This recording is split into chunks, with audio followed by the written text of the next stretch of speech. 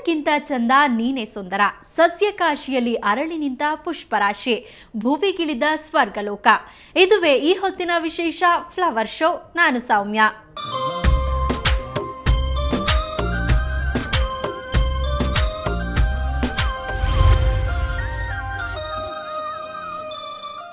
ಬೆಂಗಳೂರಿನಲ್ಲಿ ಹೂಗಳು ಕೈಬೀಸಿ ಕರೀತಾ ಇವೆ.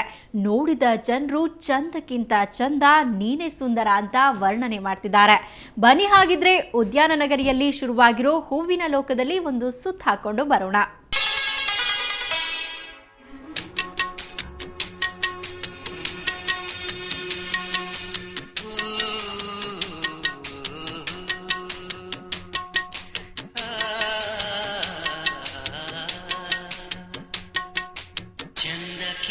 ಚಂದ ನೀನೆ ಸುಂದರ, ಚಂದಕ್ಕಿಂತ ಚಂದ ನೀನೆ ಸುಂದರ, ನಿನ್ನ ನೋಡ ಬಂದ ಬಾನು ಚಂದಿರ, ನಿನ್ನ ನೋಡ ಬಂದ ಬಾನು ಚಂದಿರ. ರಾಷ್ಟ್ರೀಯ ಉತ್ಸವಗಳು ಹತ್ರ ಬಂದಂತೆಲ್ಲ ಲಾಲ್ ಬಾಗ್ ರಂಗೇರತ್ತೆ. ನವ ಉಲ್ಲಾಸದಲ್ಲಿ ಹೂಗಳು ಅರಳಿ ನಿಲ್ಲತ್ವೆ. ಕಲೆಗಾರರ ಕೈಯಲ್ಲಿ ಸಿಕ್ಕಿ ಈ ಹೂಗಳು ಹೊಸ ಆಕೃತಿ ಪಡೆದುಕೊಳ್ಳುತ್ತವೆ. ಹಾಗಾದರೆ ಬನ್ನಿ, ಈ ಸಲ ಲಾಲ್ಬಾಗ್ ಫ್ಲವರ್ ಶೋನಲ್ಲಿ ಏನೆಲ್ಲ ವಿಶೇಷತೆಗಳಿವೆ ನಾವೇ ಹೋಗಿ ನೋಡ್ಕೊಂಬರೋಣ. ಕೆಂಪು, ಗುಲಾಬಿ, ನೇರಳೆ ಬಣ್ಣಕ್ಕೆ ಭಾಷ್ಯ ಬರೆಯುವ ಸಮಯವಿದು. ಕಣ್ಣು ಹಾಯಿಸಿದಡೆಯೆಲ್ಲ ಮನಸೂರೆಗೊಳ್ಳುವ ಹೂಗಳ ರಾಶಿ, ಸಸ್ಯಕಾಶಿ ಪುಷ್ಪಕಾಶಿಯಾಗಿ ಬದಲಾಗುವ ಅಪೂರ್ವ ಕ್ಷಣಗಳಿವು.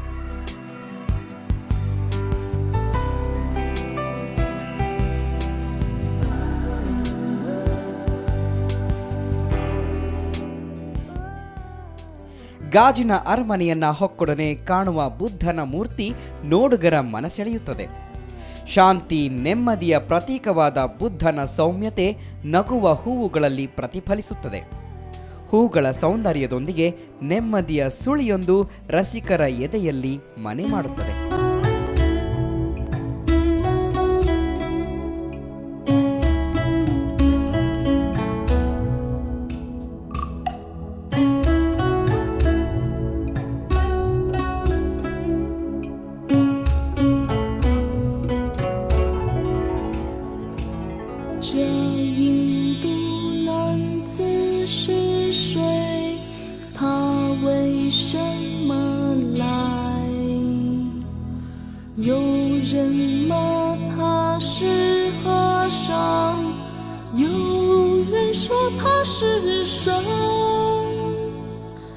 ನಾಲ್ಕು ಲಕ್ಷ ಹೂಗಳಲ್ಲಿ ಮೂಡಿದ ಬೌದ್ಧ ಸ್ತೂಪ ಪ್ರದರ್ಶನಕ್ಕೆ ಕಿರೀಟವಿಟ್ಟಂತಿದೆ.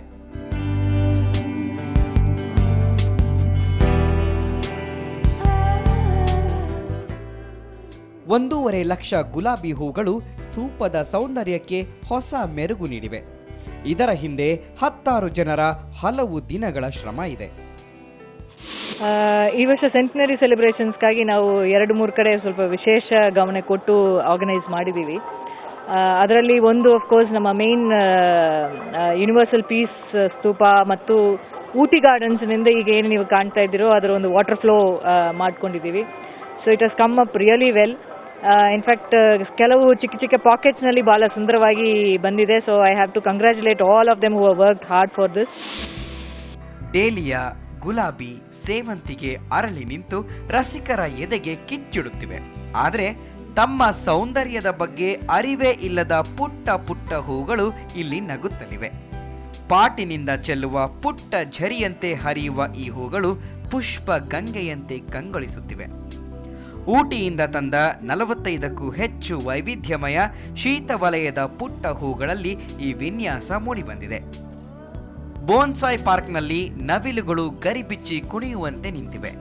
ಹೂಗಳಲ್ಲಿಯೇ ಮೈದಳೆದ ಈ ನವಿಲುಗಳು ವಿಶೇಷವಾಗಿ ಮಕ್ಕಳನ್ನ ಆಕರ್ಷಿಸುತ್ತಿವೆ. ಹೂವೆಂದ್ರೆ ಎಲ್ರಿಗೂ ಇಷ್ಟ. ಅದರಲ್ಲೂ ಲಾಲ್ಬಾಗ್ನ ಫಲಪುಷ್ಪ ಪ್ರದರ್ಶನವೆಂದ್ರೆ ಅದೊಂದು ಭುವಿಗಿಳಿದ ಸ್ವರ್ಗಲೋಕ. 100 ಹೂಗಳು ಒಮ್ಮೆಲೆ ಅರಳಿ ನಿಂತು ಘಮಘಮಿಸತ್ವೆ. ರಸಿಕರನ್ನ ಮತ್ತೆ ಮತ್ತೆ ತಮ್ಮೆಡೆಗೆ ಸೆಳೆಯತ್ತೆ.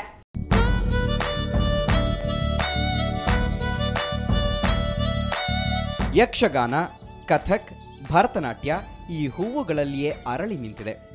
ಭಾರತೀಯ ನೃತ್ಯ ವೈವಿಧ್ಯ ನೃತ್ಯಾಂಜಲಿ ಎಂಬ ಹೆಸರಿನಿಂದ ಈ ಫಲಪುಷ್ಪ ಪ್ರದರ್ಶನವನ್ನು ಮಂದಾರ ಸ್ಕೂಲ್ ಆಫ್ ಆರ್ಟ್ ಅತ್ಯಂತ ನಾಜೂಕಾಗಿ ಪ್ರದರ್ಶಿಸಿದ್ದಾರೆ. ಈಗ ನಮ್ಮ ಭಾರತ ದೇಶದಲ್ಲಿ ಹಲವಾರು ಜಾತಿ ಪಂಗಡಗಳಿದ್ದರೂ ಕೂಡ ಅವರಿಗೆ ಆದಂಥ ನೃತ್ಯಗಳಿರ್ತವೆ. ಸೊ ಭಾರತದ ಎಲ್ಲ ನೃತ್ಯ ಪ್ರಕಾರಗಳನ್ನು ಕೂಡ ಒಂದೇ ವೇದಿಕೆಯಲ್ಲಿ ಫಲಪುಷ್ಪಗಳಿಂದ ಅಲಂಕರಿಸಿ ತೋರಿಸಿರ್ತಕ್ಕಂಥದ್ದು ರಮಾರಾಮೂರ್ತಿ ಅಂತೇಳಿ ಅವರು ಮಂದಾರ ಸ್ಕೂಲ್ ಆಫ್ ಆರ್ಟ್ಸ್ ಅಂತ. ಅದು ಅತ್ಯಂತ ಬಹಳ ನೈಜತೆಯಿಂದ ಬಹಳ ವಿಶೇಷವಾಗಿ ಬಹುಶಃ ಈ ಸಾರಿ ಅದೊಂದು ಪ್ರಮುಖ ಆಕರ್ಷಣೆ ಆಗ್ತದೆ ಗಾಜಿನ ಮನೆ ಅಂತ ಅಂದ್ಕೊಂಡಿದ್ದೀನಿ. ಈ ಬಾರಿಯ ವಿಶೇಷ ಏನಂದ್ರೆ ಹೂವುಗಳಲ್ಲಿ ಕಲೆ ಅರಳುವ ವಿಧಾನವನ್ನ ಇಲ್ಲಿ ನೇರವಾಗಿ ನೋಡಬಹುದು.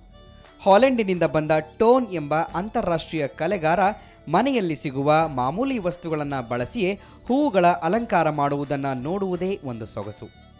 ಹೂಗಳ ಸೌಂದರ್ಯಕ್ಕೆ ಇಲ್ಲಿ ರೂಪ ನೀಡಲಾಗುತ್ತದೆ, ಕಲಾಕೃತಿಯ ಮಟ್ಟಕ್ಕೆ ಏರಿಸಲಾಗುತ್ತದೆ.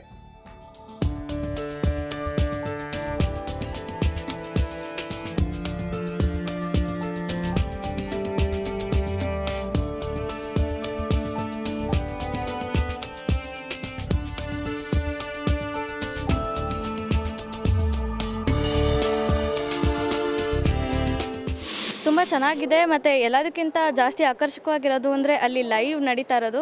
ಅವರು ಅಲ್ಲೇ ಮಾಡಿ ತೋರಿಸ್ತಾ ಇದ್ದಾರೆ, ಹೆಂಗೆ ಮಾಡೋದು ಅಂತಲೂ ಹೇಳ್ಕೊಡ್ತಾ ಇದ್ದಾರೆ.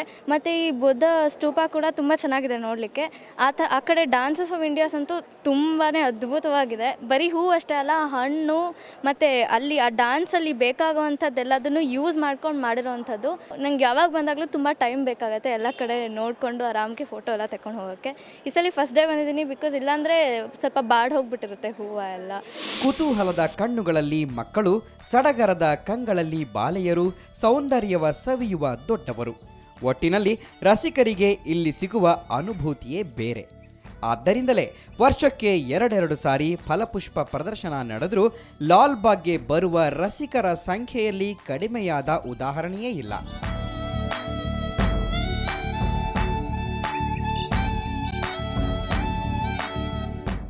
ಲಾಲ್ಬಾಗ್ ಎಂದರೆ ಅದು ಕೇವಲ ಉದ್ಯಾನವನವಲ್ಲ, ಅದಕ್ಕೆ 100 ವರ್ಷಗಳ ಇತಿಹಾಸವಿದೆ. ಇಲ್ಲಿ ನಡೆಯುವ ಫಲಪುಷ್ಪ ಪ್ರದರ್ಶನಕ್ಕೆ ಈ ಬಾರಿ 100ರ ಸಂಭ್ರಮ. ಈ ಕಾರಣದಿಂದಲೇ ಹಲವು ಹೊಸ ಪ್ರಯತ್ನಗಳಿಗೆ ಮುನ್ನುಡಿ ಬರೆದಿದೆ ಈ ಬಾರಿಯ ಫಲಪುಷ್ಪ ಪ್ರದರ್ಶನ.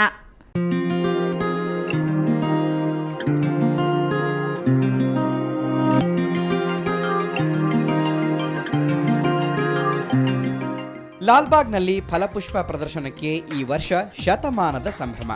ಆದ್ದರಿಂದಲೇ ಹಲವು ವಿಶೇಷತೆಗಳು ಇಲ್ಲಿ ಕಾದಿವೆ. ಲಾಲ್ಬಾಗ್ನ ಕೆರೆಯಲ್ಲಿ ಹೂ ಹೊತ್ತ ತೆಪ್ಪಗಳು ತೇಲಾಡುತ್ತಿವೆ. ನೋಡುಗರ ಕಣ್ಣಲ್ಲಿ ಮಿಂಚೊಂದು ಮೂಡ್ತಾ ಇದೆ. ನಿಶ್ಚಿಂತವಾಗಿ ವಿಹರಿಸುವ ಹಕ್ಕಿಗಳ ಜೊತೆಯಾಗಿ ಈ ಹೂಗಳ ತೆಪ್ಪಗಳು ತೇಲಾಡ್ತಾ ಇದ್ರೆ ಸ್ವಪ್ನ ಲೋಕವೊಂದು ಧರೆಗಿಳಿದಂತೆ ಭಾಸವಾಗುತ್ತೆ. ಸ್ವಚ್ಛಂದವಾಗಿ ಇಲ್ಲಿ ವಿಹರಿಸುವ ಬಯಕೆ ಎಲ್ಲರಲ್ಲೂ ಮೂಡುತ್ತೆ, ಅದು ಸಹಜ.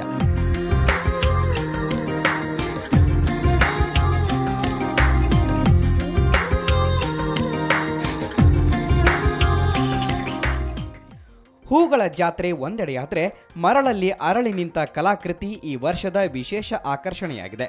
ಮೈಸೂರಿನ ವಿದ್ಯಾರ್ಥಿನಿ ಗೌರಿಯ ಕೈಚಳಕದಲ್ಲಿ ಅರಳಿದ ಈ ಮಹಾಭಾರತ ಎಂಬ ಕಲಾಕೃತಿ ನೋಡುಗರನ್ನ ತನ್ನತ್ತ ಸೆಳೆಯುತ್ತಿದೆ. 15 ಅಡಿ ಎತ್ತರವಿರುವ ಈ ಕಲಾಕೃತಿ ನಿರ್ಮಾಣದ ಹಿಂದೆ ಗೌರಿಯ 5 ದಿನಗಳ ಶ್ರಮ ಇದೆ. ಈ ಸಲ ಲಾಲ್ಬಾಗ್ ಫ್ಲವರ್ ಶೋಗೆ 100 ಇಯರ್ಸ್ ಫ್ಲವರ್ ಶೋಗೆ ಈ ಸಲ ಫಸ್ಟ್ ಟೈಮ್ ಸ್ಟ್ಯಾಂಡ್ ಆರ್ಟ್ ಮಾಡಿರೋದು. ಇದರಲ್ಲಿ Mahabharat chariot Krishna with Arjuna concept ಇದು ಮಾಡಿರೋದು. ಇದು 5 days ತಗೋತು.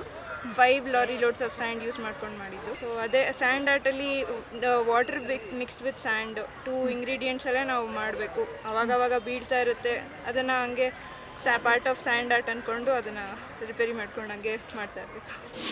ರಥವೇರಿದ ಅರ್ಜುನ, ಸಾರಥಿಯಾದ ಕೃಷ್ಣ, ಮರಳಲ್ಲಿ ಸುಂದರವಾಗಿ ಮೂಡಿದ ರಥದ ಚಕ್ರಗಳು, ಮುಂದಕ್ಕೆ ಹಾರುವಂತಿರುವ ಕುದುರೆಯ ಮುಖಭಾವ ನೋಡುಗರನ್ನ ಮೂಕ ವಿಸ್ಮಿತಗೊಳಿಸುತ್ತವೆ.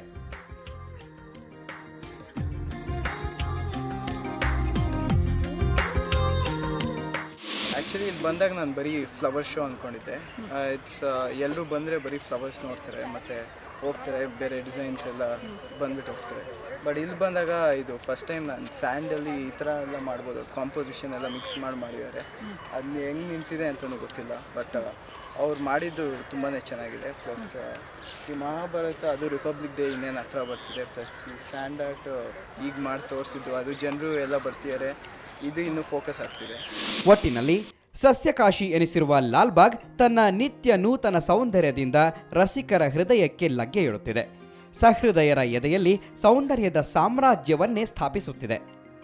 ರಜನಿ ಎಂಜಿ, ಸುವರ್ಣ ನ್ಯೂಸ್ 24/7, ಬೆಂಗಳೂರು. ಹೇಗಿತ್ತು ಹೂವಿನ ಲೋಕ?